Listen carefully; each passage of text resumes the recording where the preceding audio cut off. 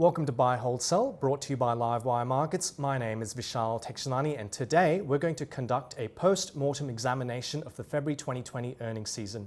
Joining me on the panel is Ben Clark from TMS Capital and Matt Haupt from Wilson Asset Management.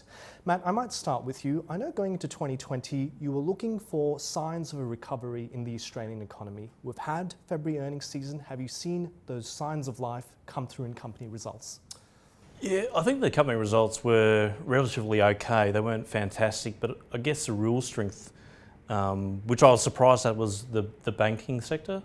So the Australian banks obviously been under pressure through regulatory costs and also slowing mortgage growth. But what we saw was a pickup in mortgage growth, and we saw better NIM outcomes than was expected. So that for me was a real surprise at the earnings result, and especially with CBA, you saw the market reaction there on the day. It continued with it too, a big push up. So for me, that was a big outcome of the reporting season. Okay, so you were impressed with CBA's result. You're happy with that company?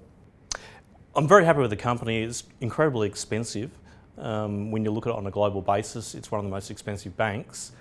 They do have their DRP sterilisation going on at the moment, so that's about 10% of volume for the next month. So the share price will have some support, but I'm cognizant of the valuation. Okay. Ben, turning to you, what were your thoughts? Is there enough earnings coming through to carry this market to new highs going forward? Yeah, I was probably a bit underwhelmed on the earnings front. It felt to me like there wasn't a lot of top line growth, and companies are still cycling hard to try and take a bit more cost out of their businesses. So a bit better at the profit line, but in terms of taking the market forward, we've had a really good 2019. Valuations, got pretty full toward the end of the year and starting into this year. So you do sort of wonder whether, we might see a year of consolidation on the bit of a wide range, and we've already seen a pretty wide range. Another theme I took out of the earnings season was, for a number of past earnings, it's been the global growth companies that have really been the outperformers. And this was different this time. It felt like a lot more of the domestic businesses, share price wise, actually did better, and we've got the corona thing in there as well, which makes it a bit tougher, but it still felt to me like there was a bit of rotation going on within the market. Okay, so are we going to see a changing of the guard, more focus on domestic businesses and domestic growth? I don't think so, because I think it's a shorter lived thing personally, because I just don't think the earnings growth is there to warrant the continued movement in those prices. There'll be pockets of the market that will keep going, and the banks were definitely a surprise. But I'm not sure if we're starting to see, I don't think we're starting to see the change in a trend. Okay, all right, so one of the most important things about reporting season, of course, is forward-looking statements. Ben, how confident did you feel CEOs were amid coronavirus about their outlook for earnings across fiscal year 2020? Yeah, it sort of depended on which ones you listened to, because there definitely was a level of, I think, companies were much more wary about giving guidance, and I actually think it's better to be cautious and not give guidance, because the way the market reacts is if you don't hit your guidance, then the share price gets hit. And I think there's not a lot of transparency for some businesses in terms of where earnings will land for this year. So, I think there was definitely some more guarded outlook statements. Okay, would you agree with that, Matt? Yeah, 100%. Obviously, the coronavirus, very fluid situation. Economic impacts are highly variable and unknown. So to give an outlook statement now, I agree with Ben, I think it's almost silly, given the outcomes are very much fluid. And as Ben said, you'd get really hurt if you miss your guidance. So at this point in time, be conservative. Put out a statement around the uncertainty and some of the moving parts, but definitely not hang your hat on guidance now, because it's very much unknown. Okay. Can I ask you guys to quantify, given after February earnings season, are you more or less bullish on the ASX 200? Yeah, that's a very good question, given the volatility in the market. It's really around, again, don't want to put it around coronavirus, but it's really around the next few weeks, if this can be contained and the flow-on effects. Obviously, China's ground to a halt, and the flow-on effects are now happening globally. So if it doesn't get contained in the next few weeks, that first quarter of economic activity will be very, very poor. And then if it flows into the second quarter, the rest of the year is going to be very tough. So for us, it's very much a day-by-day analysis of the situation. And we're very cautious around companies really specifically linked to consumption or tourism, or especially like the airlines, but we've got a constructive view around materials. And I think China are going through their whatever it takes moment over the next few weeks. And President Xi's got a real big test now to get things going again. So I think they overstimulate, and the resource companies for us look like a reasonable bet in this market. Okay. Ben, what are your thoughts there? Yeah, I mean, from where we are now, because we have had a pretty nasty sell-off, I'd probably be a bit more bullish about the outlook for the rest of the year. Right. You know, you've got to preface that by saying you hope the coronavirus can be contained, because if it's not, there will be, I think, a second wave of earnings warnings into the end of this financial year, and probably a pretty grim August reporting season, you know, sort of looking back. So there's a big swing factor there that none of us really can hang our hat on. But I think if you're in the right businesses, and you know, they might go through a pretty rough 6 to 12 months, you know, longer term, you know, maybe longer than a year, I'd be pretty bullish from this point. Okay. All right, let's move on to portfolio construction. So at the start of February, Ben, I think you were at 9% cash. Yep. And Matt, you had doubled your cash weighting to 12.5%. What was your thinking there, increasing that cash? It was really around valuations and the momentum in the market. It looked very much overbought.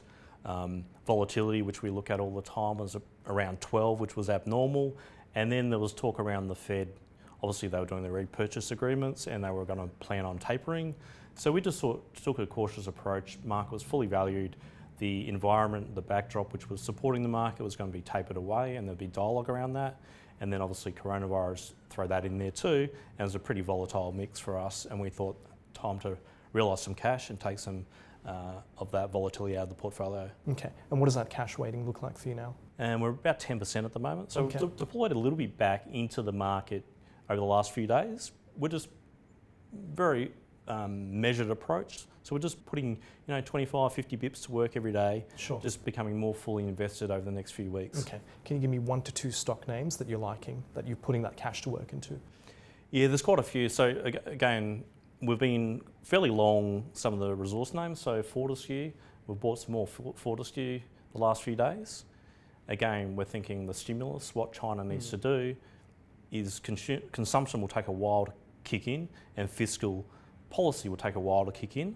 What kicks in immediately is fixed asset investment. So I think that's the lever they'll be pulling. So that's one we've bought. And then another one we've bought as well, same sort of thematic, is Rio Tinto. So their results are out tonight. So we'll see what they're like, but they've got the ability to pay special dividends through the capital management. So we're quite positive on that sector still. Okay, so putting cash to work, buying resources. Ben, what's your cash weighting looking like now? Yeah, I think it's around sort of 7. So we trimmed a bit more into January, and then we've been putting a bit of money into the market over the last few days as well. Look, we don't tend to take a market like it's a pretty stagnant sort of weighting, in that I take a view that it's extremely hard to predict what the next 6 to 12 months holds. Ultimately, the more fully you invested you are, you know, I think over the long term you do better.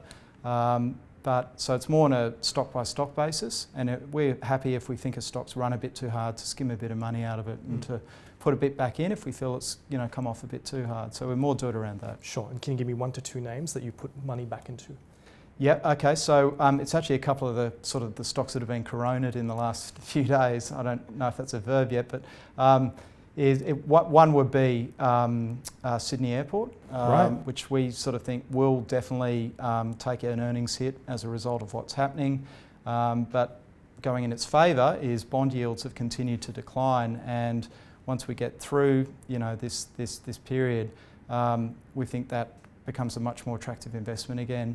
The other one's WiseTech, which we, you know, and look, I'd preface that by saying there could be a second downgrade. This would be one of those ones that, you know, if this continues on longer than expected, you know, the company sort of said we're hoping by April that we're sort of basing our guidance on.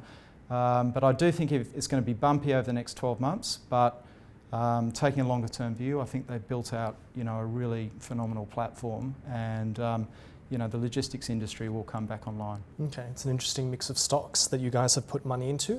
Let's move on to some other stock-specific stories. What's one result that you think the market got overlooked or got wrong?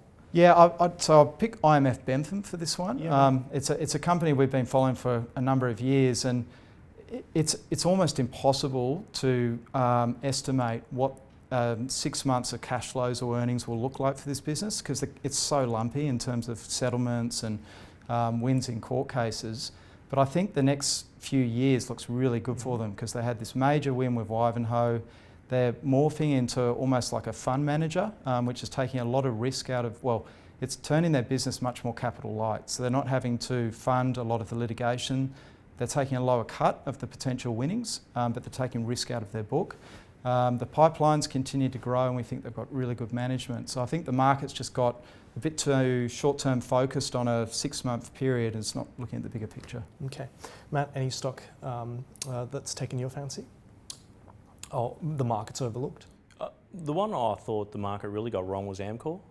So Amcor, very stable business, very defensive, and it's not a high growth business. And what happened is they upgraded their low end of their guidance, which was through a combination of interest savings and synergies. And the interpretation from the market was very low quality upgrade.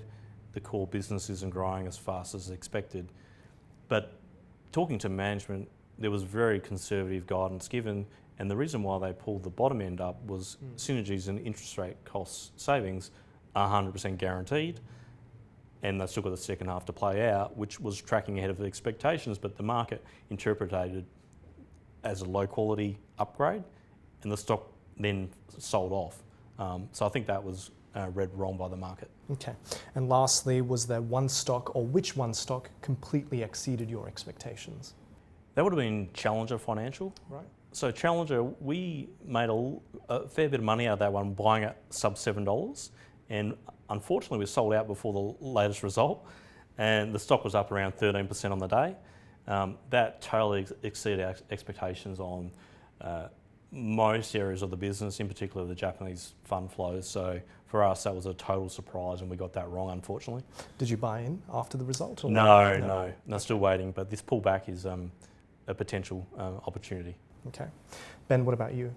I'll go for Invacare, which has actually only just come out. But I think there's a lot of scepticism amongst fund managers looking at this business, because we've seen some margin declines. The management's responded to that by aggressively investing into their centres. And I think the bear argument here was that they're doing this just to protect their margins, protect their market share, and they weren't going to get a good return on capital of what they put in.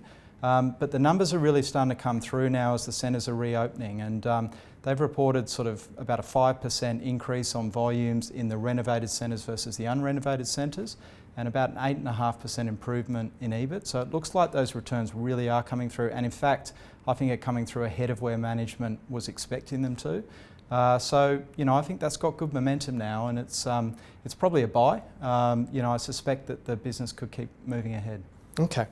It certainly was a very interesting reporting season. There's lots to think about, but hopefully you got some great insights and stock ideas from the experts.